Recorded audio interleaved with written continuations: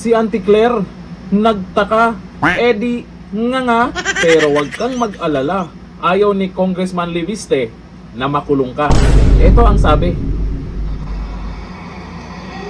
Unang-una po, nais ko lang linawin na hindi ko po kaaway ang administrasyon at ayaw ko din pong masaktan si Yusek Claire Castro.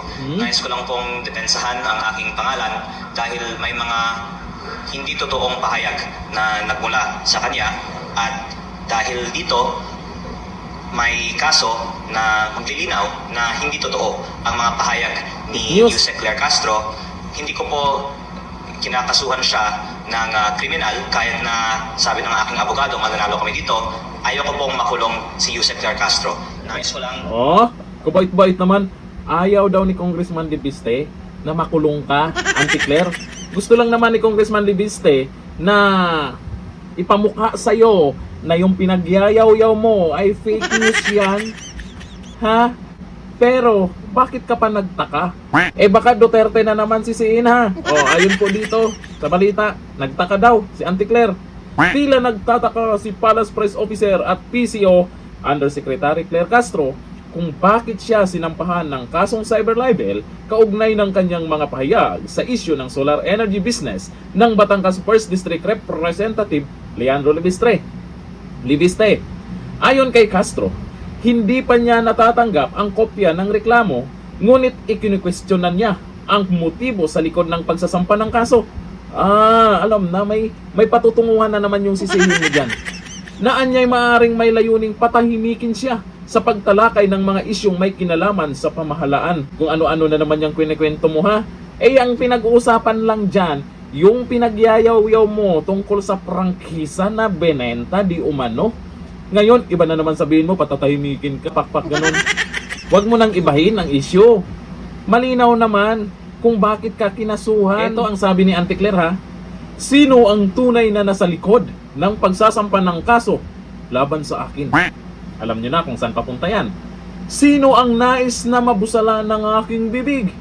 Alam na natin kung sino ang sisihin niya. Sino ang lubos na makikinabang dito? Kami, taong bayan, yung natatawa sa'yo dyan. Ito yung mga nag-comment. Auntie Claire. Sabi ni Angelo Orilaneda, papunta na naman sa Duterte yan. Lahat na lang, may connect, advance mag-isip. Yung mga question niya, ay mayroon daw nasa likod. Anong nasa likod?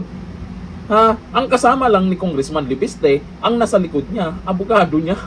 Baka naman may nakikita ka, Auntie Claire, na hindi namin nakikita ha. Sabi ni Paler, alam na kung sino pagbibintangan. Si former President Duterte. Wala naman yan ibang kilalang araw-araw sinisiraan. Halos karamihan po ng mga nagko-comment ay ganyan. Baka sisihin na naman ang mga Duterte. Dahil dito sa katanungan niya, na sino ang tunay na nasa likod. Wag kami, Auntie Claire. Sabi ni Armando Bautista, ibibintang na naman niya sa mga Duterte. Abisado na ang iyong galawan. Sabi ni Ann Anidem, kaming mga taong bayan ang lubos na makikinabang. Tingnan nyo yung si Auntie Claire, wala pa siyang sinasabi na pangalan na pwedeng sisihin niya. Yung mga netizens, basang-basa na yung galawan mo, Auntie Claire. Alam na kung saan patungo yung mga sinasabi mo. Kung sino yung posibleng sisihin mo. Hindi pa namin alam kung sino talaga yung nasa isip mo na sinasabing nasa likod. Anong nasa likod? Personal ni Congressman Leviste yan. Siya ang nagdesisyon na kasuhan ka dahil sa pinagyayaw-yaw mong fake news di umano. Hindi raw totoo. Kung totoo man yan, ilabas mo ang iyong resibo. Kung totoo man ang pinagsasabi mo. Kasi itong si Congressman Leviste, mas may alam yan sa negosyo niya. Yun nga, mga pinagsasabi mo dyan, ay gusto lang naman i-correct sa tamang paraan ni Congressman Leviste. Pero wag kang mag-alala. Ayaw daw ni Congressman na makulong ka. Alangan naman kahit kami, kahit ako ayaw kong makulong si Auntie Claire. Wala na tayong papanuorin dyan. Wala na ring pagtatawanan ng iba dyan. Hanggang dito na lang. Thank you. Bye-bye.